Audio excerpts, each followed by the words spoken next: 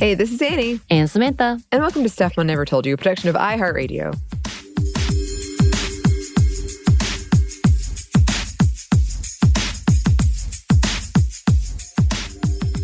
And welcome back to another Feminist Around the World, our Tuesday segment where we talk about amazing people who are doing some amazing things all over the world. And because it is Black History Month, we are focusing a little more on our area, the United States. So bear with us. We will go back out globally soon, but we think it's really important that as things have happened in the U.S. and as politics and critical theory and all of those things are making an ugly turn here in the U.S., we really think it's important that we focus and make sure that we're giving flowers and giving accolades to those who are with us today. And just changing the world and changing perspective. And hopefully their efforts will be heard more and more and more. Yeah. Out there, right? And we want that to be global too. Mm-hmm. So we are continuing Black History Month with an amazing artist, activist, and historian who is making sure that we don't forget the work and contributions of the enslaved women in the United States. We were talking about Michelle Browder. And before we begin, we do want to put a content warning. As you may know, when it comes to the enslaved history in the United States, in America, the early realms of America, and even honestly today, it's not pretty.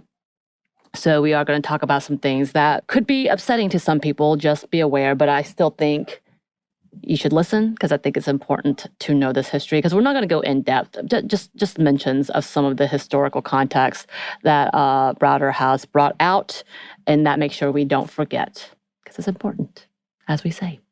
So Michelle Browder is a fighter in every way. She's talked about being a young child who did not take things lying down and wasn't afraid to use her fist to push back.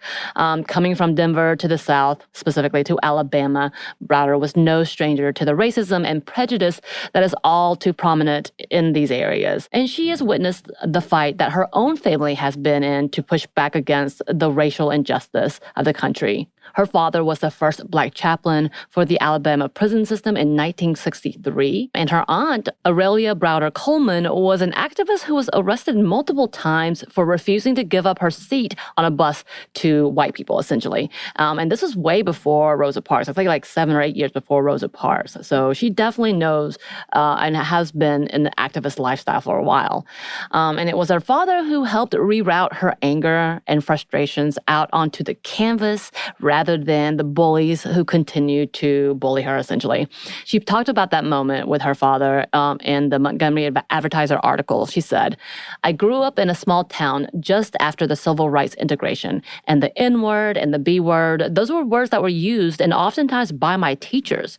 I didn't like it, right? So there was always a fight. And my father said, if you don't find a way to channel that energy, you're going to find yourself in Tutwiler prison." And I was like, no, I'm not going to Tutwiler. And it was then he gave me some t-shirt and paint, and I started painting. And I found my individuality in that because it was okay to be strange. And now I'm using it, hopefully, to liberate others. And she has done just that. She attended the Art Institute of Atlanta after high school, and where she studied visual communications. It was there that she began to study in depth the harrowing history of Dr. J. Marion Sims, who's considered the father of gynecology, whose statue was erected on the lawn of the Alabama State House. And for some background information, Dr. Sims is known as the father of modern gynecology for some of the recorded discoveries and experiments he conducted, but something that is often left out is how he used enslaved women for experiments, and doing so without anesthesia, as he held on to the racist theory that Black women did not feel pain. He himself was an enslaver, and it should also be noted that many scholars and medical organizations now believe that many of the things he claims to be the first to use, like the type of speculum he used, were not actually the first time, and his procedures were deemed as cruel or even dangerous. And in fact, the statue of Dr. Sims was removed from New York's Central Park in 2018, but unfortunately remains in Alabama. And Browder not only saw the injustice of this narrative, but also the complete erasure of the women who were so cruelly used and discarded, not only by the people and the doctors, but by history. She told People magazine about the experiences of this woman. She said it was a crime against humanity. Often these girls would have to hold each other down. Lucy, who is one of the women that she recognizes, had 12 surgeries, and it nearly killed her. And there are reports of her screaming in pain. And yeah, she was infuriated by the lack of acknowledgement and recognition of the enslaved women. And she said, how can this one person be elevated and amplified and heralded as the father of modern gynecology, but there's no mention of these enslaved women, girls that were raped and trafficked? I said, I'm going to change that, and I'm going to erect a monument. And she did. In 2022, on Mother's Day, Browder unveiled the Mothers of Gynecology Monument. The monument is made up of 3 women figures representing the women who were discovered to be 3 of dozens of enslaved women who were experimented on by Dr. Sims. The women were Anarcha, Lucy, and Betsy. Dr. Sims had used them to try to develop a way to repair a painful tear caused by hard childbirth called a vaginal fistula, but he did it by repeatedly performing surgeries without anesthesia. Right. Browder designed the different statues with the help of a team of artists from Montgomery and San Francisco. So here's a description of the figures from a Washington Post article. Anarcha has a gaping hole through her midsection. Her womb stands alone nearby, made of gold mesh and containing objects that would make any woman shudder in this context. Needles, medical instruments, scissors, cut glass. Anything sharp, any object that looks like it could harm you, said Deborah Shedrick, a Montgomery artist recruited by Browder to the womb maker. I wanted you to experience the physical pain, the emotional pain, the spiritual pain. And then there's Lucy, who stands 9 feet tall, wears hair in bantu knots to convey that, quote, Black women are stigmatized for wearing their hairs in natural coils, Browder said. Betsy, at 12 feet, is pregnant, signifying that Black women are more likely to die of complications from childbirth than white women, and referencing other health disparities, and she wears a crown of speculums. And for a lot of the materials they used, they were given to them by friends and others who responded to the call Browder had made to get these materials, which included chains, hinges, tools, and even kitchen items. And she told the Post in the article about her work. She said, I made all of their jewelry to help bring humanity to them. The condition they suffered from alone is demeaning.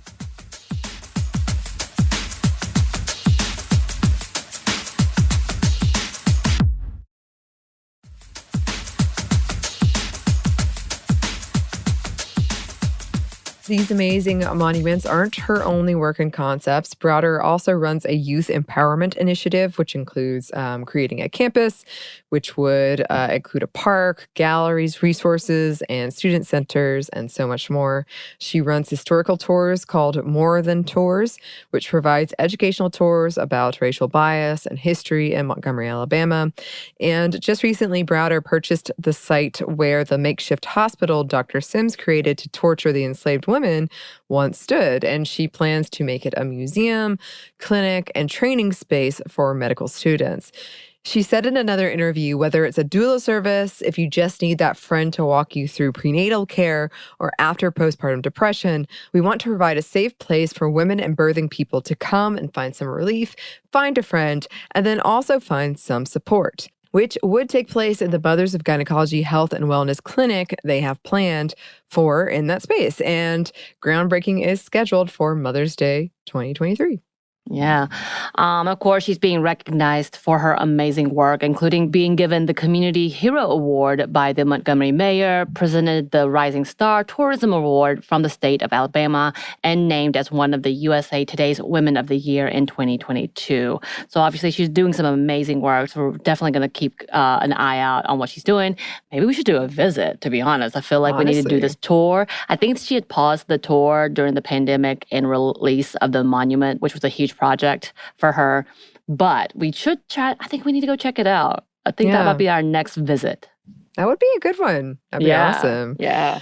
Well, any listeners who have any more information about that, have visited know about any of this, that would be awesome if you could contact us. And also, if you have any more suggestions for people we should cover in this segment, always welcome. You can email us at stuffmediamomstuff@iheartmedia.com. You can find us on Twitter at momstuffpodcast or on Instagram and TikTok at Stuff Mom Never Told You. Also on YouTube, if that's your thing. Oh, yeah. We're there. We're everywhere. Wow. Almost. And yes, thanks, as always, to our super producer, Christina. Who should be everywhere. She's putting us everywhere. Yes. Yes. Amazing, amazing. Thanks to Joey, who is putting us on TikTok and some of these other social medias. Yes, yes, yes.